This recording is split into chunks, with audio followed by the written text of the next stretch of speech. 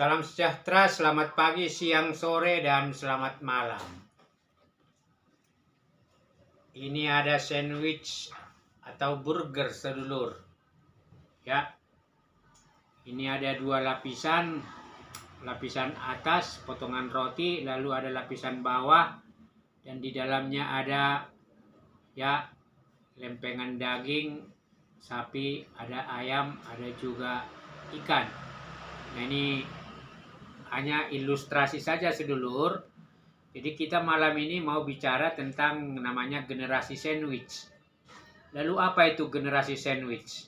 Ya, ini nanti akan menggambarkan ada 3 lapisan. Lapisan atas sebagai generasi tua, lapisan bawah itu berarti generasi muda, anak-anak, dan lapisan tengah itu adalah generasi sandwich yang pada dasarnya seiring dengan proses perkembangan zaman dia harus menanggung beban finansial, emosional maupun psikologi dari 3 generasi ini. Kita akan lihat penjelasannya apa itu generasi sandwich. Kalau dilihat dari tipe penumpang yang baru keluar dari stasiun kereta api ini ada 6 generasi.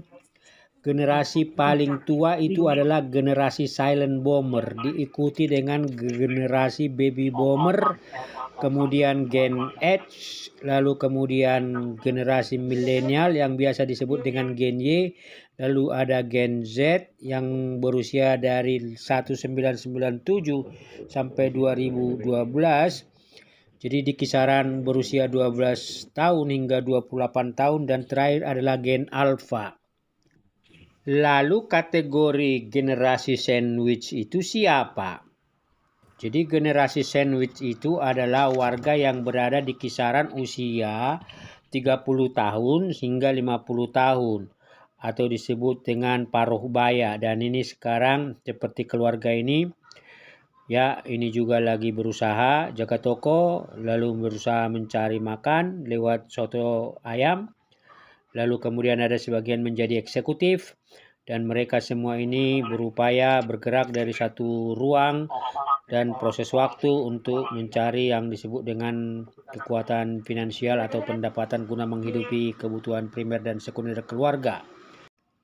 Ada satu survei yang dilakukan oleh dataindonesia.id pada tahun 2023 bahwa 46,3% generasi Z di Indonesia itu menjadi generasi sandwich, di mana mereka bertanggung jawab untuk menghidupi diri sendiri, orang tua, dan anak-anaknya dalam waktu bersamaan.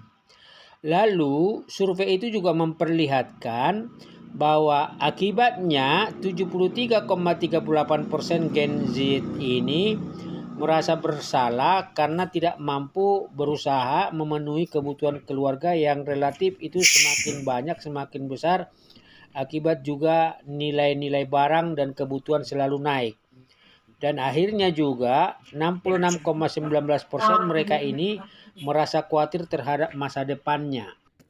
Istilah generasi sandwich ini pertama kali digaungkan oleh seorang profesor dari Universitas Kentucky di Amerika Serikat yang bernama Dorothy A. Miller, ya, dalam sebuah bukunya yang berjudul Social Work tahun 1981.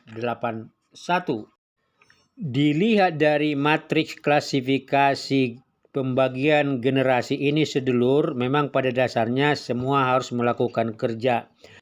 Dan generasi sandwich itu dominan itu adalah kelompok generasi milenial, dan setelah itu generasi X, baru ada sedikit generasi Z, dan semua memang pada dasarnya mereka berusaha untuk bertanggung jawab terhadap kewajiban finansial bahkan emosional karena harus menanggung biaya hidup 3 generasi sekaligus.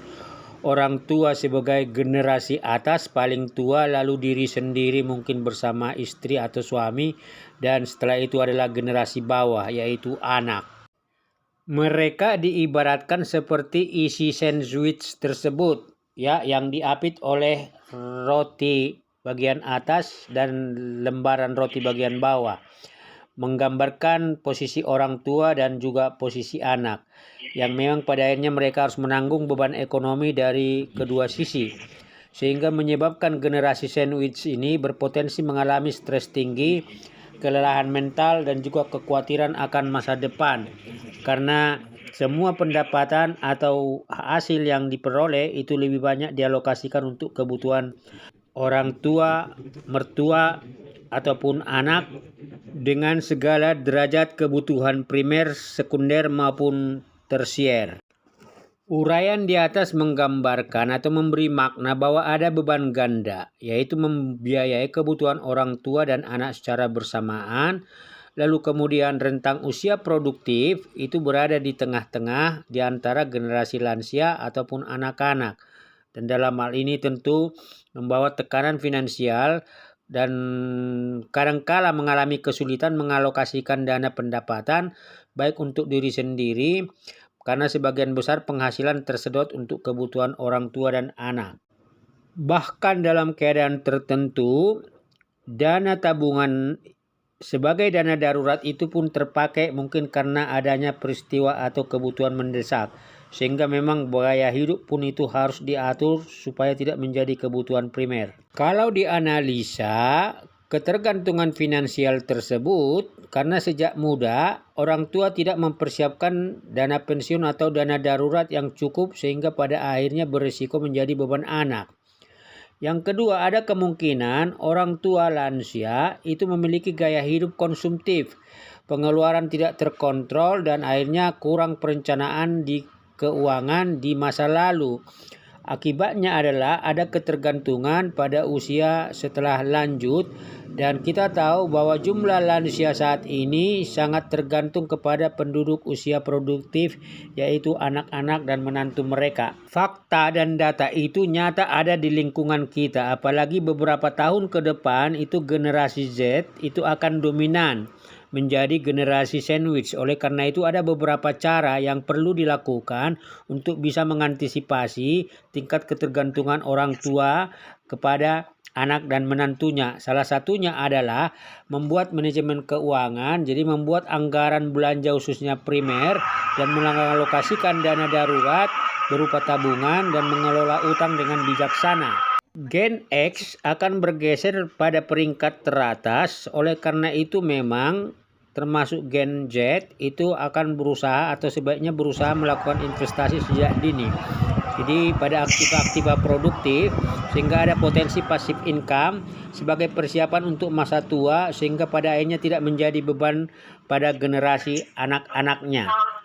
Kalau seandainya ada orang tua, bapak ibu ataupun mertua yang harus menjadi beban ekonomi, beban finansial suami istri, itu berarti ada baiknya memang melakukan komunikasi antar anak, antar keluarga untuk membahas masalah keuangan akibat tanggung jawab finansial terhadap orang tua. Jadi dibicarakan untuk pada akhirnya bisa saja ada persentase kewajiban bersama.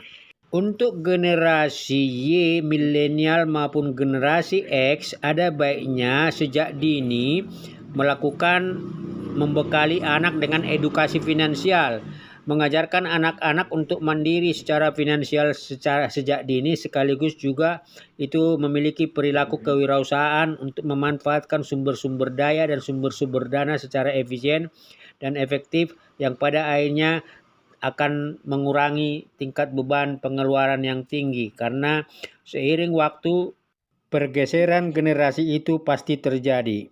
Semoga informasi dan edukasi itu bisa memberikan motivasi khususnya bagi generasi Gen Z dan juga generasi Alpha yang ke depan memang harus melakukan beberapa penataan seperti yang disebutkan di depan sehingga kehidupan itu bisa berlangsung dengan lebih aman, produktif, tetapi juga tidak mengalami hambatan dalam bidang keuangan. Salam sehat, terus berkreasi, melanjutkan perjuangan untuk menaikkan tingkat kesejahteraan kita masing-masing. Salam.